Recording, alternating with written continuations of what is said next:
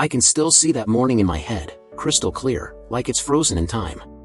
It was a Tuesday, colder than usual for early spring, but the sky was bright and cloudless. Emma and I had this routine: coffee at the little shop on Pine Street before heading to work. I got there first, ordered her usual, black coffee with a splash of vanilla, no sugar, and she came in about 5 minutes later, her hair still damp from a rushed shower. She sat down across from me, grinning, and started telling me about some silly joke her little brother made at breakfast. She laughed so hard she almost spilled her coffee, and I remember thinking, not for the first time, that her laugh had this way of making the whole world feel lighter. Nothing about that morning felt different. That's the part that keeps me up at night. She was wearing her blue jacket, the one with the tear in the sleeve, and her old sneakers with the white laces. We talked about weekend plans, about a movie we wanted to see, and then she glanced at her phone, sighed, and said, "I'll text you later, okay?" She gave me that easy smile of hers, the one that always said everything was fine, even if it wasn't. I wish I'd looked closer. By noon, she was gone. I was at my desk, sorting through emails, when I glanced at my phone and saw a message from her: "Talk later, smiley face," just 2 words and a smiley face. It didn't feel strange at the time. She sent me little notes like that all the time. But an hour passed. Then 2. Then 4. And when I called her, it went straight to voicemail. At first, I told myself she was busy. Maybe her phone died, maybe she'd forgotten to charge it. She did that a lot. But by 6, when her mom called me in tears, asking if I'd seen her, my stomach dropped. Emma never came home. She hadn't answered a single text, a single call. Nothing. I remember the way my hands shook as I grabbed my keys and ran to my car. I drove around town like a madman, checking every place she loved. The little bookstore where we'd spent hours as teenagers. The park by the river where she liked to sit and draw. The old wooden bridge outside of town where we'd carved our initials one summer when we were 16. Everywhere I went, it was the same. Empty. Silent. I went to the diner where she sometimes stopped for a late snack. I even drove past the high school track, where she used to run in the evenings. Nothing. I didn't sleep that night. I just sat by my phone, staring at the screen, waiting for her name to pop up. I told myself it was a misunderstanding, that by morning she'd walk through the coffee shop door, roll her eyes at me, and laugh about how I'd overreacted. But morning came. And she didn't. By then, I called the police. I thought they'd drop everything and start searching. But because she was 22, they didn't treat it as an emergency. "She's an adult," they said. She probably just needed some space. I wanted to scream. This wasn't Emma. She wasn't the type to just disappear. She had her routines, her responsibilities, her family. She'd never just leave without telling someone. I remember standing in her driveway later that day, talking to her mom. She was shaking, her eyes red and swollen, clutching Emma's favorite hoodie like it was a lifeline. Her dad just stared at the ground, silent, his hands trembling as he lit one cigarette after another. That night, I sat in my car outside Emma's house, unable to drive home. I kept replaying that morning over and over in my head. The way she smiled. The way she said, "Talk later." Like she knew something I didn't. And for the first time, I let the thought creep in, the one I'd been trying so hard to push away. What if she wasn't coming back? The morning after she disappeared, I woke up on her street, my head against the steering wheel of my car. I must have fallen asleep for an hour or 2, but when the sun hit my eyes, the panic came rushing back like a wave. For a second, I hoped I'd see her walking down the sidewalk, rolling her eyes and laughing at me for worrying so much. But the street was empty, and her house was still dark. That's when it hit me, Emma wasn't just late. Something was seriously wrong. I drove straight to the police station, convinced they would finally take me seriously. I showed them the text she sent me, explained that her family hadn't heard from her, told them she wasn't the type to run away. The officer behind the counter gave me this practiced, detached look and said, "She's an adult. Maybe she just needed a break." I wanted to grab him by the collar and shake him, but instead, I left, feeling more helpless than ever. So, I started my own search. I printed flyers with her photo, the one we took last summer, where she's standing by the lake in that white sundress, smiling like she didn't have a care in the world. I must have printed 100 of them. I drove all over town, taping them to poles, pinning them to bulletin boards, handing them to strangers.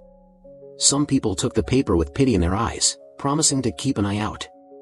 Others barely looked at me. By noon, her family and a few friends had joined me. We split up, knocking on doors, asking if anyone had seen her. Every time someone said no, my chest got tighter. That night, I drove out to the places that mattered to her. The bookstore where she'd lose herself for hours. The park bench near the river where she liked to sketch in her notebook. The small bridge outside of town where she once carved our initials, E and L, into the wood. I sat there for a while, staring at those faded letters, wishing she'd just show up and tell me it was all some big misunderstanding. But she didn't. By the second day, exhaustion set in. I hadn't eaten more than a granola bar and a cup of coffee. I couldn't focus on anything but finding her. People started whispering, saying she probably left on her own, or that maybe she'd gotten involved with someone and didn't want to be found. I hated those rumors. They didn't know her like I did. I kept checking her social media, her messages, her emails, desperate for some clue. Every notification made my heart race, but it was always nothing, just junk mail or a random app alert. By the third day, we organized a volunteer search. Dozens of people showed up, neighbors, friends, even strangers who'd heard about her disappearance. We combed through the woods near town, walked along the riverbanks, checked abandoned houses and empty lots. I remember calling her name until my throat was raw, my voice cracking as the sun went down. That night, sitting alone in my car, I broke down for the first time. I cried so hard I could barely breathe.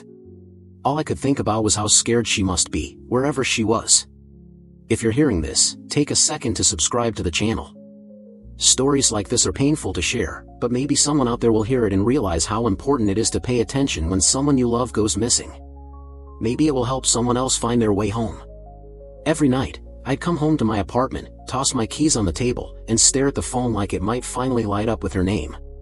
Every morning, I'd wake up hoping it was just a nightmare, that any second now, I'd get a message from her saying, "Sorry for the scare, I'm fine." But the days kept passing. And Emma was still gone. By the fourth day, the town had started talking. At first, it was quiet, sympathetic whispers when I walked into the coffee shop, sad looks from neighbors, but it didn't take long for the rumors to start. Some people said they'd seen Emma getting into a truck with a man no one recognized. Others said she'd left town on her own, that she'd been planning it for weeks. Every time I heard one of those lies, it felt like a punch to the gut. Emma wasn't like that. She wouldn't just disappear without a word. I tried to ignore the noise and focus on facts, but the more I searched, the less sense any of it made. Her bank account hadn't been touched. Her car was still parked in her driveway. She hadn't packed a bag, hadn't taken her favorite sketchbook, not even her jacket. It was like she'd just vanished. A week after she disappeared, I got a call from a detective. They'd found something. A woman who worked at a gas station just outside of town thought she'd seen Emma the day she went missing.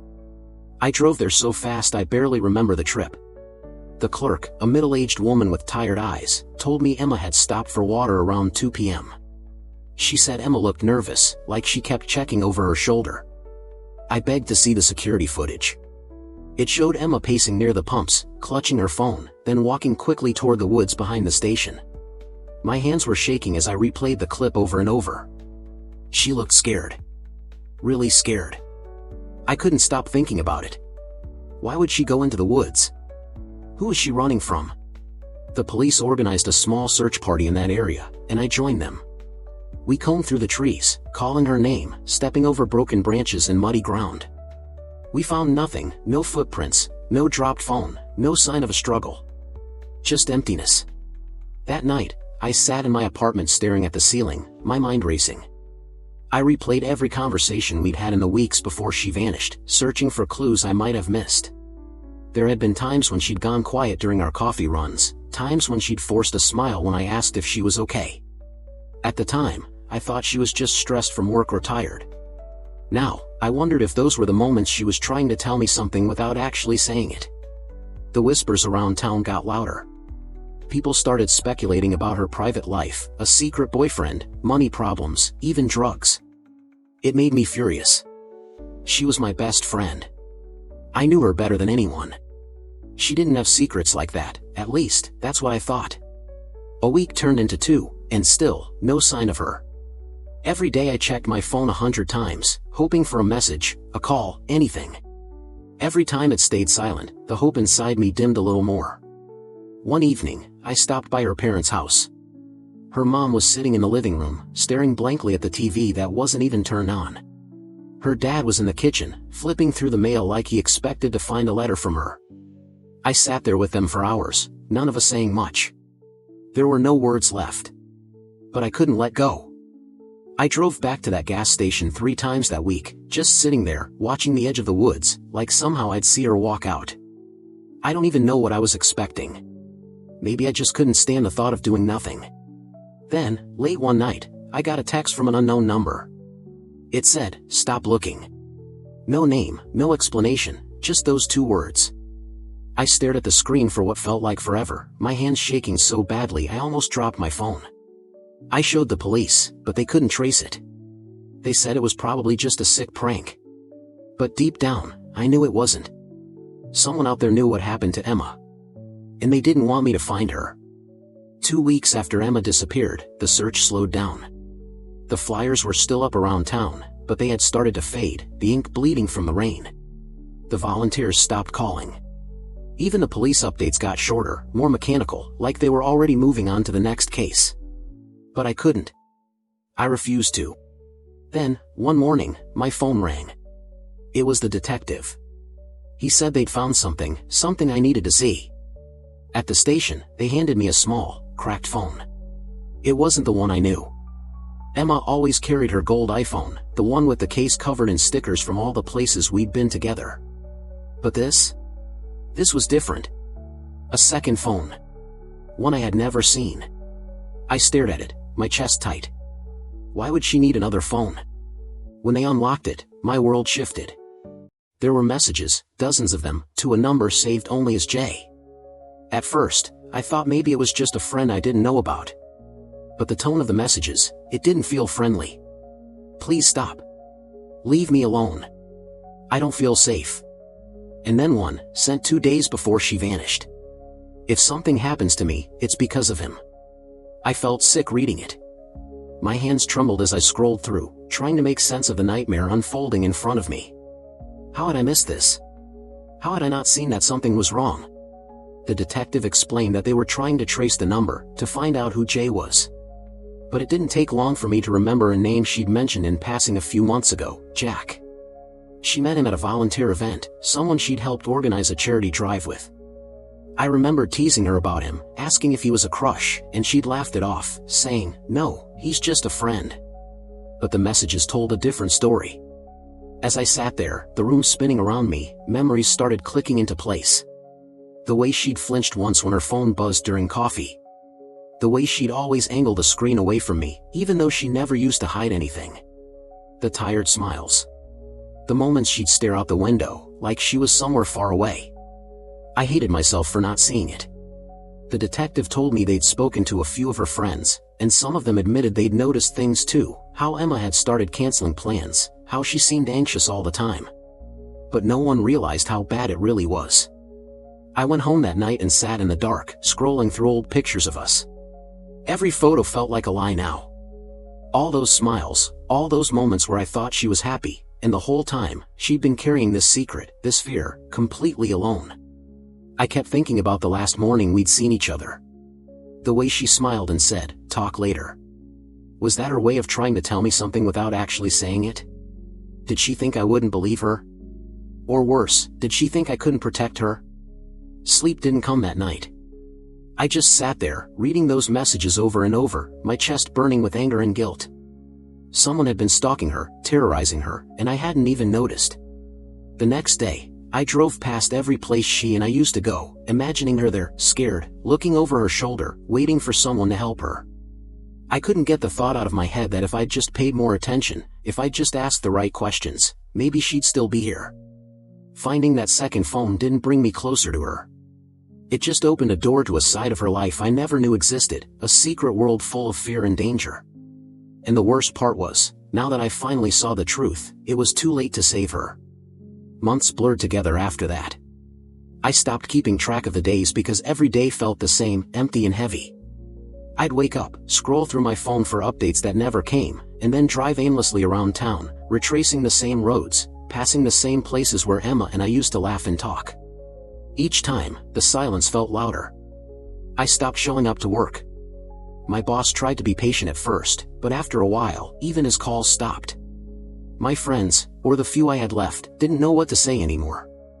And honestly, I didn't want to talk. All I wanted was to find her. Then, one cold morning, almost 3 months after Emma vanished, everything changed. I was in my apartment when there was a knock at the door. It was Detective Harris. He looked different that day, serious, focused. "We've got him," he said, his voice tight. I didn't even know what he meant at first. My heart started pounding so hard I could barely hear the rest of his words. They'd arrested someone. A man named Jack Morrison. The name hit me like a punch. Jack. Jay, the man from her second phone. According to the detective, they'd finally gotten enough evidence to tie him to Emma's disappearance. He'd been following her for months, calling her, sending messages, showing up places where she'd be. She tried to cut ties with him, but he wouldn't let her go. I couldn't move. Couldn't breathe. Everything I'd been trying to understand for months was suddenly, horribly clear. At the station, they showed me pieces of evidence, security footage, records of calls and texts, witness statements. It felt like a nightmare I couldn't wake up from. And then came the words that shattered me. He confessed. Jack told them what happened that day. He'd been watching her, waiting for her to be alone. When she stopped at the gas station, he followed her. She saw him, panicked, and ran toward the woods. He chased her. She screamed. And then, silence. I think part of me had been holding on to hope that maybe she was out there somewhere, scared but alive. Hearing the truth ripped that away. They found her body later that day, buried in a shallow grave in the woods not far from where she'd last been seen. I didn't cry right away. I just sat there, staring at the detective, hearing the words but not really processing them. It was like my brain refused to let it in. When I finally got back to my apartment, I collapsed onto the floor and stayed there for hours, the reality slowly sinking in. Emma was gone. I thought about that last morning over and over, the way she smiled at me, the way she said, "Talk later." I wondered if she knew, if some part of her felt that something bad was coming. And I hated myself for not stopping it. The news spread fast. By the next day, her picture was on every local station, every headline. People who had whispered rumors about her disappearance were now posting pictures of her online, writing things like "Rest in peace, sweet girl." I wanted to scream at all of them. Where was that love when we were searching for her? Where were they when she needed help? The trial moved quickly. Jack sat there in the courtroom, stone-faced, as they read out every disgusting detail of what he'd done. I went to every hearing, sat in the front row, and stared at him, hoping he'd look at me. He never did. When the verdict came, guilty on all counts, people told me it was justice. But it didn't feel like justice. It didn't feel like anything. Nothing could bring her back. Nothing could erase the fear she must have felt in those final moments. That night, I went home, sat in the dark, and finally let myself cry. Not the quiet, controlled tears I'd shed before, but the kind of sobs that tear you apart from the inside. Because the search was over, but the pain was just beginning. The day of Emma's funeral felt unreal, like I was walking through someone else's nightmare. The church was small and quiet, the kind of place where you could hear every creak of the wooden pews and every whisper of the people gathered there. The smell of lilies filled the room, too sweet, almost suffocating. I sat in the second row, hands clasped together so tightly my knuckles turned white, staring at the closed casket at the front of the room. I hadn't cried since the night they found her. But sitting there, listening to her mom sob softly behind me, something inside me cracked. I bit down hard on the inside of my cheek, trying to keep it together, but it was no use. Her mom asked me to speak, but when I stood up and walked to the podium, the words just wouldn't come. My throat tightened, my chest felt heavy, and all I could manage was a quiet "I'm sorry" before I sat back down. People told me later that it didn't matter, that she would have understood, but the guilt gnawed at me. Emma had been my best friend since we were kids. I should have been able to say something, anything, to honor her. When the service ended, people filed out slowly, hugging her parents, whispering condolences. I stayed in my seat until the church was almost empty, just staring at the flowers on top of her casket. My legs felt like they weighed 1,000 pounds when I finally stood up and followed everyone to the cemetery. The wind was sharp that day, carrying the smell of rain. I stood by the graveside, my hands shoved deep into my pockets, and watched as they lowered her into the ground. It felt wrong, too final, too cold. This wasn't how her story was supposed to end. When everyone else left, I stayed. I don't know how long I sat there, knees in the damp grass, talking to her like she was still there. I told her how sorry I was. Sorry for not noticing how scared she was. Sorry for not protecting her. Sorry for every missed sign, every time I didn't ask if she was really okay. I told her about the coffee shop, how I still went there some mornings out of habit, half expecting her to walk through the door, hair damp, smile wide, teasing me for always getting there first. I told her how quiet everything felt without her, how the world seemed duller now. I don't know if I was looking for peace or just punishing myself, but I stayed until the sky turned gray and the first drops of rain started to fall. Even then, I didn't want to leave. Leaving felt like letting go, and I wasn't ready for that. That night, I sat in my car outside her house for hours, watching the light in her bedroom window. Her parents had left it on, like they were still waiting for her to come home. The sight of that single light, glowing in the dark, broke something in me all over again. In the weeks after the funeral, life moved on for everyone else. People went back to work, back to their routines. The news stopped talking about her, the social media posts slowed down. But for me, nothing changed. Her laugh still echoed in my head.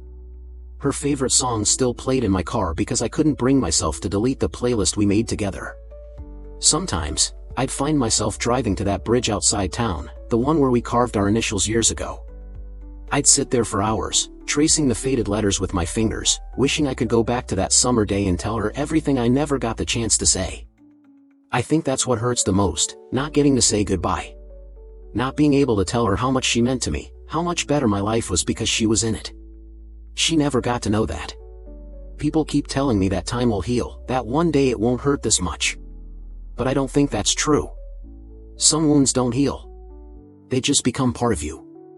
And losing Emma, losing my best friend, is a wound I'll carry for the rest of my life.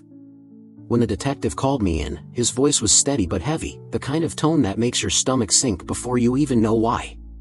I sat across from him in that small, dimly lit room, the hum of the air conditioner the only sound for a few seconds. He didn't sugarcoat it, he just told me straight, they'd found her. Emily. My best friend. But not the way I'd prayed for every night.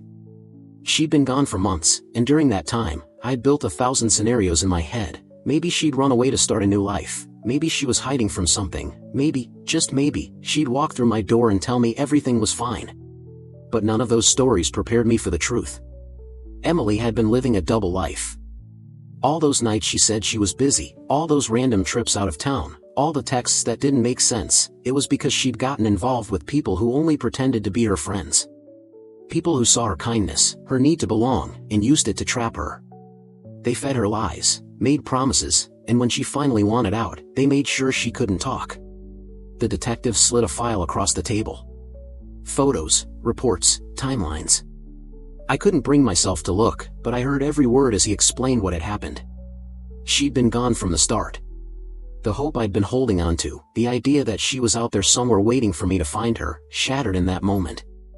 I drove home in silence. The city lights blurred through the windshield, and everything felt surreal, like I'd stepped into someone else's life.